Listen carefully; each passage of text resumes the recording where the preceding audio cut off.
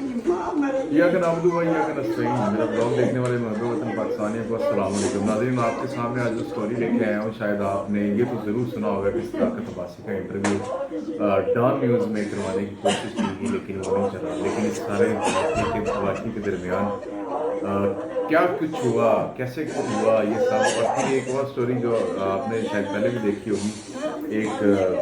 शख्स हैं जी, उन्होंने अरशद महमूद घुमन साहब, उन्होंने शायद ये आइडेंटिफाई किया है कि कामना शाहिद साहब के प्रोग्राम में वो यूनिफॉर्म पहने हुए एक शख्स दरवाज़ा खोल के बाहर निकल रहा था, उसकी हकीकत क्या है। तो ये दो चीज़ें आज मैंने इस पर बड़ी डिगिंग की है, आपके सामने रखता हूँ। पहली स्टोरी ये है कि जी 0 पॉइंट, आपको पता है 0 पॉइंट पे क्या है। 0 पॉइंट पे वैसे तो जवेद चौधरी साहब कॉलम भी लिखते हैं, लेकिन 0 पॉइंट पे दफ्तर है डॉन न्यूज़ का। 12:30 पे 0 पॉइंट डॉन न्यूज़ के दफ्तर पे 3 गाड़ियां आती हैं, जिसमें 2 डाले हैं जो हमारे यहाँ मशहूर हैं जी, काले रंग का वीगो आया से वो 2 डाले थे, उसमें सिविल कपड़ों में एजेंसी के एहलकार थे और एक शख्स उनको लीड कर रहा था। मुझे यूं लगता था, या सोर्स ने मुझे ये बताया कि कर्नल लेवल का आदमी था वो जी आदिल शाहजेब साहब उनके साथ थे और उनके साथ सदाकत अली अब्बासी साहब थे। वो जल्दी से गाड़ियों से उतरे और सीधा डॉन न्यूज़ के ऑफिस में एंटर हुए।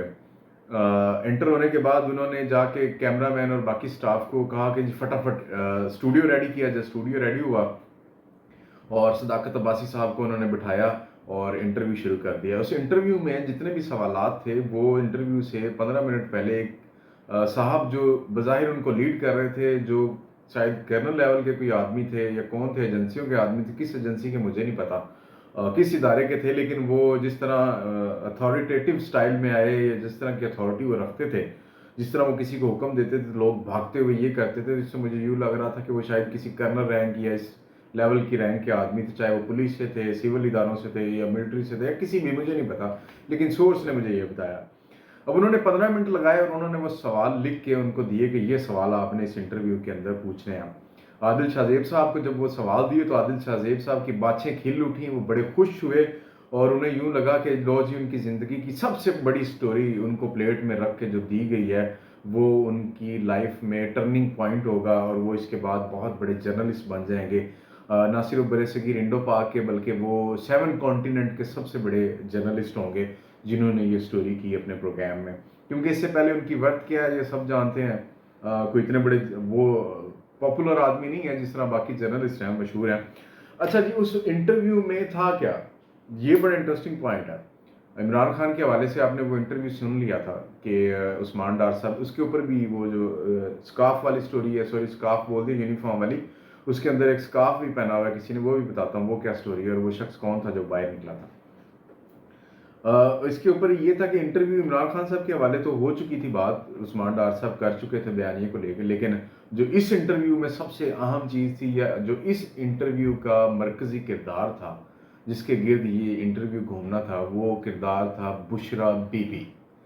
सदाकत अब्बासी बुशरा बीबी के बारे में ये इंकशाफात करने जा रहे थे उस इंटरव्यू में कि बुशरा बीबी ने किस तरह इमरान खान को अपने हाथ में लिया, बुशरा बीबी पार्टी का बयानिया किस तरह चलाती थी, बुशरा बीबी काले जादू को कैसे इस्तेमाल करती थी, बुशरा बीबी के हाथ किन किन इदारों में कितने लंबे थे और वो इमरान खान से कैसे अपने अपने मकासद और मफाद लेती रही। ये सारा इंटरव्यू उस चीज़ के गिर्द घूम रहा है बुशरा बीबी के। और जब 15 मिनट हुए इंटरव्यू स्टार्ट हो गया जी नाजरी, 15 मिनट हुए इस इंटरव्यू को स्टार्ट होते, सवालों जवाब का सिलसिला होते, 15 मिनट बाद सदाकत अब्बासी चीख पड़े उस इंटरव्यू में। उन्होंने कहा यार बस कर दो, ये क्या है, आप मुझसे क्या सवाल पूछ रहे हैं, किस तरह के जवाब मैं दे रहा हूं आपको, क्यों करवा रहे हैं आप ऐसा। 15 मिनट बाद सदाकत अब्बासी सीख पा हुए और उन्होंने हाथ खड़े कर दिए। फिर कर्नल साहब ने उनको जदों को भी डराया धमकाया, जिस तरह कहते हैं कर्नल साहब थे या एसपी साहब थे या कौन थे मुझे नहीं पता, सोर्स ने क्लेम किया कि कुछ इस तरह के लोग थे।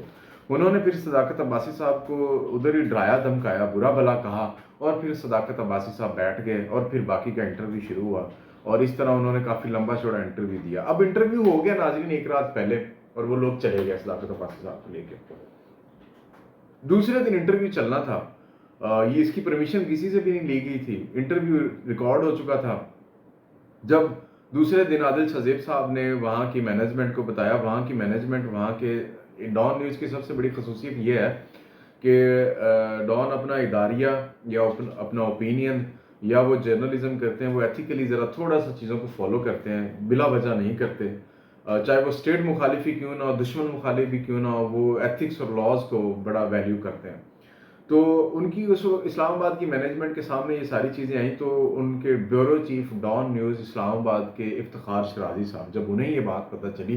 تو افتخار شرازی صاحب نے ریزسٹ کیا، وہ اڑ گئے، انہوں نے کہا جی یہ انٹرویو میں کسی بھی صورت ڈان نیوز پہ آن ایئر نہیں ہونے دوں گا۔ انہوں نے باقاعدہ مینجمنٹ کو کنونس کیا، سمجھایا کہ ہمارا یہ پلیٹ فارم اس پرپز کے لیے استعمال کرنا ہمارے ہی اوپر یا جرنلزم کے اوپر ایک پہاڑ توڑنے کے مترادف ہے، تو آپ یوں نہ کیجئے، جس کے بعد مینجمنٹ کنونس ہوگی اور وہ انٹرویو روک دیا گیا۔ عادل شاہ زیب صاحب حتی الامکان کوشش کرتے رہے کہ آخری سیکنڈ تک لڑتے رہے کہ کسی طرح یہ انٹرویو چل جائے، لیکن وہ انٹرویو نہیں چل سکا۔ ناظرین، یہ عادل شاہ زیب صاحب کو اس ایکشن کے بعد یا جس طرح وہ کسی کا ماؤتھ پیس بننے کی کوشش کر رہے تھے یا جس طرح وہ ریاستی اداروں کو فیسلیٹیٹ کر رہے تھے، میرا خیال ہے وہ جرنلزم نہیں ہوتی، یہ کوئی اور ہی ٹرم کہہ سکتے ہیں آپ اس کو، یلو جرنلزم کے بعد کوئی نئی ٹرم نکالنی پڑے گی، گرے جرنلزم یا کچھ اس طرح کی۔ یہ وہ تھی جو وہ کرنے کی کوشش کر رہے تھے، اور ادارے نے ابھی تک کوئی ایکشن بھی نہیں لیا عادل شاہ زیب کے خلاف۔ میرا خیال ہے ادارے کو سوچنا چاہیے تھا اس طرح کہ اگر وہ اتھارٹیٹیو سوسائٹی یا اتھارٹیرین گورنمنٹ کے اس طرح پریشر میں آ کے میڈیا اور خبریں دیں گے تو پھر وہ میڈیا نہیں رہا، وہ سعودی عرب ہے، وہ چائنا ہے، یا وہ دوسرے ممالک ہے جہاں پہ ڈکٹیٹرشپ یا اس طرح کی منارکی یا کنگڈم شپ ہوتی ہے یا ون پارٹی رول ہوتا ہے۔ آپ پھر اس کنٹری میں رہ رہے ہیں، پھر یہاں پہ سچ کی کوئی ویلیو نہیں ہے، پھر یہاں پہ صرف ویلیو ہے تو آپ کسی کے ماؤتھ پیس بن جائیں یا کوئی آپ کو گود لے لے اور پھر آپ کی جرنلزم کے لیے آپ کو فیڈ کرنا شروع کر دے۔ یہی سلسلہ کامران شاہد صاحب کے پروگرام میں ہوا۔ اب اس میں ہوا کیا جی، یہاں پہ بھی اسی طرح کے کچھ گاڑیاں اور کچھ لوگ آئے، لیکن یہ پری ڈیسائیڈڈ تھا، اس پہ مینجمنٹ اگری تھی کامران شاہد صاحب کے ساتھ اس انٹرویو کے لیے۔ اور پھر وہ آج راشد محمود صاحب کی ایک چھوٹا سا انہوں نے کلپ، انہوں نے بڑی محنت کی اس کلپ کو نکالنے کے لیے، ان کی میں داد دیتا ہوں، ان کی بڑی آبزرویشن ہے اس چیز کو لے کے۔ انہوں نے اس کلپ کو دیکھا تو اس میں یوں لگ رہا ہے کہ ایک شخص یونیفارم، یہ یوزلی یونیفارم جو ہے نا رینجرز والے پہنتے ہیں، اس طرح کی یونیفارم جو اس تصویر میں نظر آ رہی ہے، پتہ نہیں وہ مدھم سی ہے، تھوڑی سی ڈیفیکلٹ ہے، اس میں ایک اور چیز بھی ہے۔ اب وہ ہے تو یونیفارم کس کی ہے، کون سے ادارے کی ہے، کچھ نہیں کہا جا سکتا۔ اور وہ لوگ وہاں پہ کیا کر رہے تھے، definitely every one knows that کہ دے ور ود دا کامران شاہد اور دا ٹیم جو ان کو لے کے آئی تھی انٹرویو کروانے کے لیے۔ اچھا، اس تصویر کو ذرا غور کریں، زوم کر کے دیکھیں اور ذرا پاز کر کے دیکھیں تو آپ کو نظر آئے گا کہ اس شخص نے ماسک بھی پہن رکھا ہے چہرے کے اوپر، خالی وہ یونیفارم نہیں ہے، چہرے پہ ماسک پہنا ہوا ہے، اور اس کا پرپز یہ ہے کہ شاید وہ پہچانے نہ جائیں۔ اور اس طرح کی جگہوں پہ ایسا ہی ہوتا ہے کہ لوگ ماسک پہن کے آتے ہیں اور پتہ نہ چل جائے کسی کو۔ ناظرین،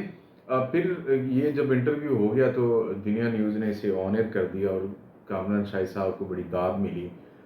ڈان نیوز نے یہ انٹرویو آن ایئر کیوں نہیں کیا؟